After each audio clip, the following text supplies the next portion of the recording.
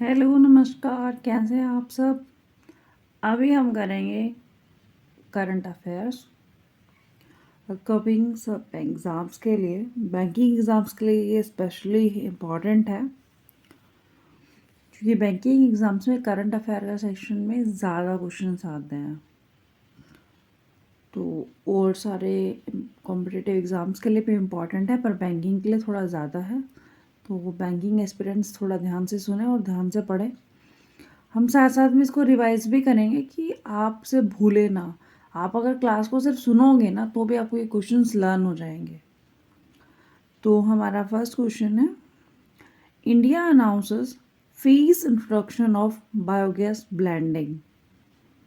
भारत ने चरणबद्ध तरीके से बायोगैस सम्मिश्रण शुरू करने की घोषणा की। भारत क्या क्या करने वाला है?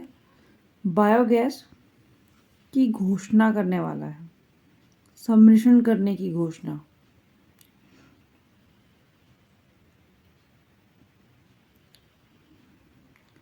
तो इसको समझने के लिए पहले आपको उसको डिटेल में समझना पड़ेगा कि ये क्या है। भारत ने क्या स्टार्ट किया है, क्यों स्टार्ट किया है, किस लिए स्टार्ट किया है, ये सब आपको समझना होगा।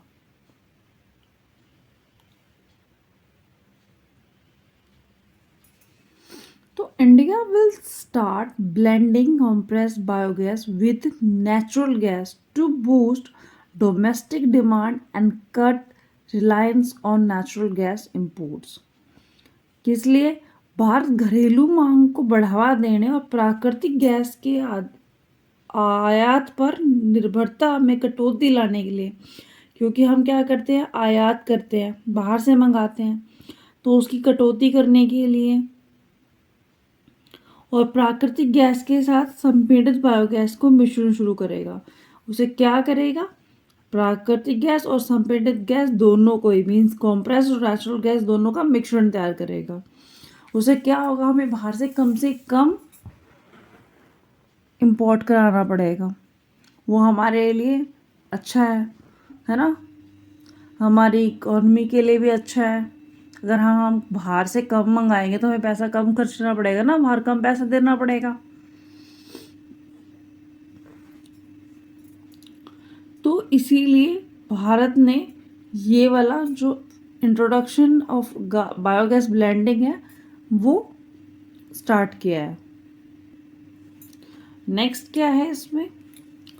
The mandatory fees introduction will start at 1% for use in automobile and house hold from April 2025।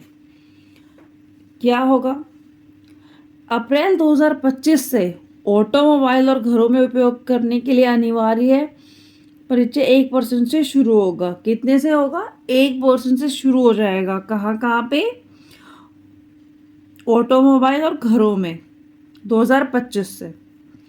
ठीक है। सेकंड,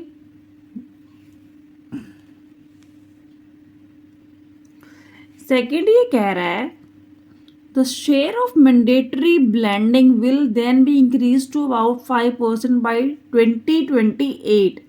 मतलब 2025 में तो 1% रहेगा, बट इसका जो शेयर है वो 2028 तक, मीन्स 2028 तक 5% हो जाएगा। इसका सम्मिश्रण हिस्सेदारी का 2028 तक कितना हो जाएगा? 5% हो जाएगा। कितना हो जाएगा? 5% हो जाएगा। आई होप आपको समझ आ रहा होगा, मेरी राइटिंग भी समझ आ रही होगी। और भारत ने क्यों स्टार्ट किया है, उसके कुछ रीजंस भी हैं। देखो, India is one of the India is one of the world largest importer of oil and gas. India क्या है? वर्ल्ड का लार्जेस्ट इंपोर्टर है ऑयल एंड गैस के लिए। भारत दुनिया का सबसे बड़ा तेल और गैस आयातकों में से एक है जो दूसरे देशों से इंपोर्ट कर रहा है। क्या है? भारत सबसे बड़ा है। तो ये जो नया सम्मिश्रण स्टार्ट कर रहे हैं, ब्लेंडिंग स्टार्ट कर रहे हैं, वो भारत के लिए बहुत अच्छा साबित होने वाला है, बहुत सही रहेगा। सेकंड पॉइंट क्या है? The steps are aimed at helping India achieve net zero emission target by 2070। 2070 2070 तक क्या होगा?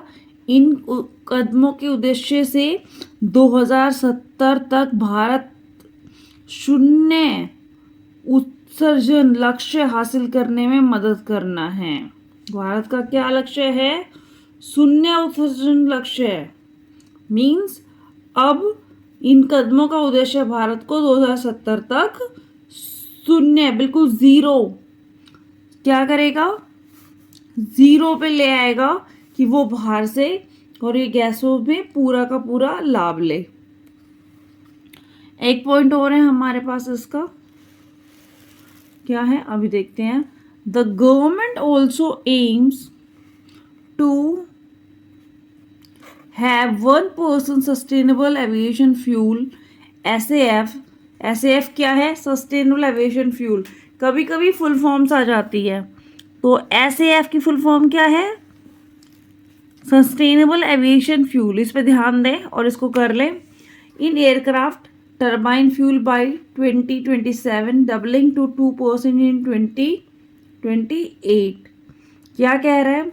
सरकार का लक्ष्य है कि 2027 तक विमान टर्बाइन ईंधन में 1% टिकाऊ विमान ईंधन SF रखना है, और जो 2028 में दोगुना होकर 2% हो जाएगा।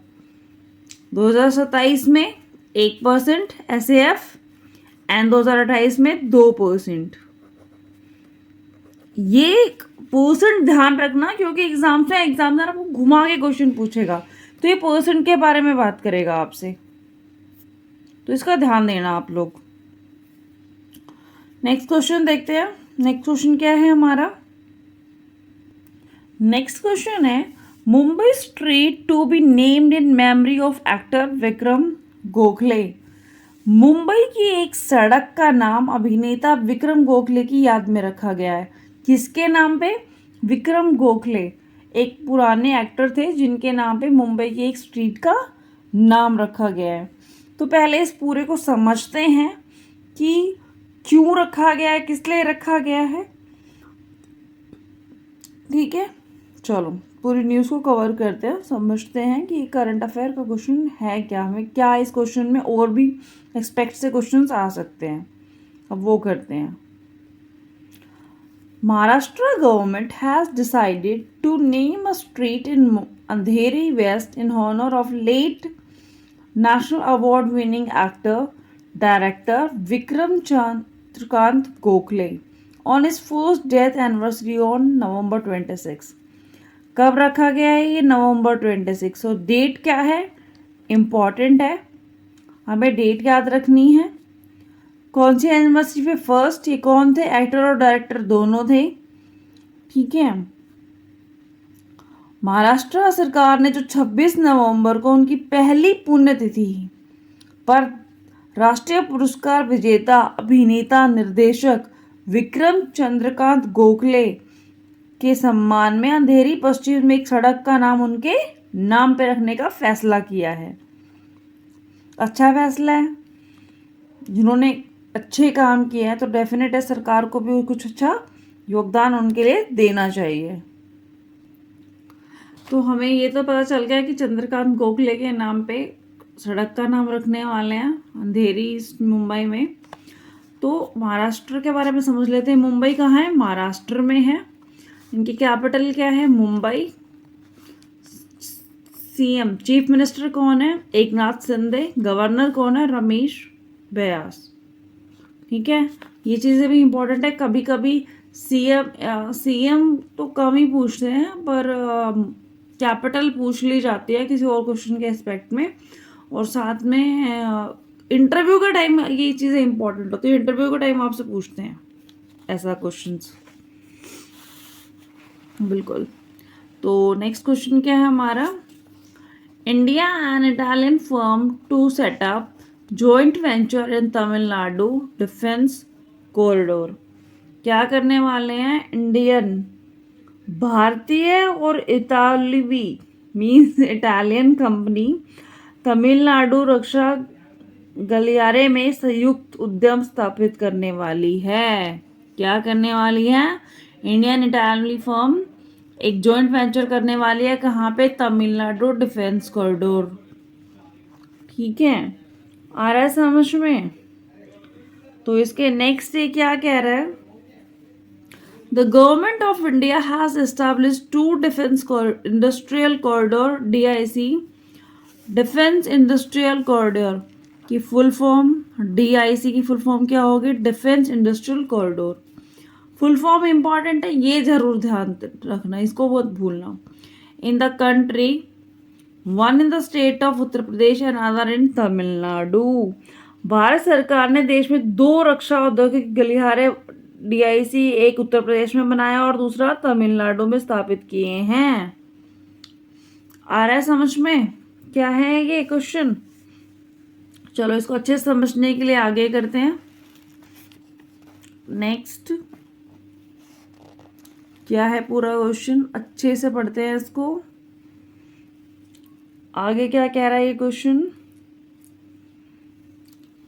Merlin's Hawk aerospace private Limited signed a joint venture agreement with Italy's Vega Compositor SRL to establish Italy's Vega, ये important है, manufacturing and design facility in the defense corridor in Tamil Nadu for advanced composites material based products। जो Merlin Hawk aerospace private limited उन्नत company है, वो तमिलनाडु के रक्षा में एक निर्माण और डिजाइन सुविधा स्थापित करने के लिए इटली के वेगा कंपोजिट्स इजराइल के साथ एक संयुक्त उद्यम समझौते पर क्या कर रही है? हस्ताक्षर कर रही है। मीन्स एक एग्रीमेंट साइन कर रही है। इससे क्या फायदा होगा? The new entity will be called Merlins Hawk composites and engineering private Limited. जो नई कंपनी एंटिटी बनने वाले है उसका नाम क्या है? Merlin Hawk composites and engineering private limited. ठीक है, तो इसमें अब ज्यादा कुछ और इम्पोर्टेंट नहीं है। इसमें अब इम्पोर्टेंट क्या हो सकता है? इटली के बारे में कुछ क्वेश्चन पूछ सकते हैं वो आपसे, है ना? अगर होता क्या है, वो जो सेम एग्जैक्टली आप न्यूज़ पढ़ते हो ना, जो न्यूज़ दिखा रहे थे वही नहीं पूछते, उससे रिलेटेड कुछ घुमा के पूछते हैं। इटली की कैपिटल पूछ सकते हैं। इटली कैपिटल क्या है? रोम। इटली की करेंसी यूरो। प्रेसिडेंट कौन है इटली के? सर्जियो मट्रेला। प्राइम मिनिस्टर कौन है? Giorgio Meloni.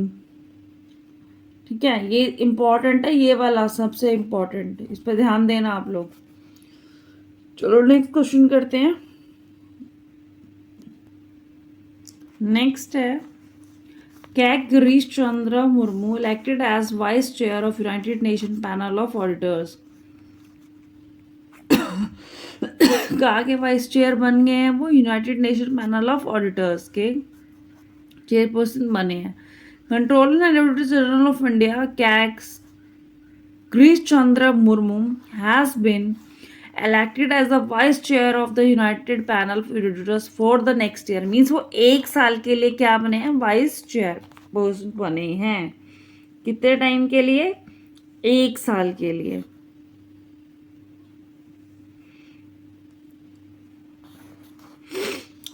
जो controller and auditor general of India एक साल के लिए बने हैं, ये चीज समझ आ गई है। नेक्स्ट, अब इसके साथ और कौन सी न्यूज अटैच हो सकती है जो आपके लिए इंपॉर्टेंट है, वो देखनी है हमें। ये participated in the 63rd session of the panel of external auditors held at the United Nations headquarters in New York। उन्होंने न्यूयॉर्क में संयुक्त राष्ट्र मुख्यालय में आयोजित बाहरी लेखा परीक्षकों में पैनल के 62वें सत्र में भाग लिया। कौन से सत्र में? 62,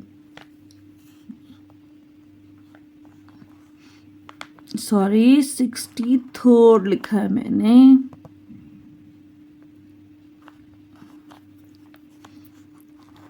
ये हिंदी में मैं जो बोल रही हूँ 62वां 63वें में सत्र में भाग लिया।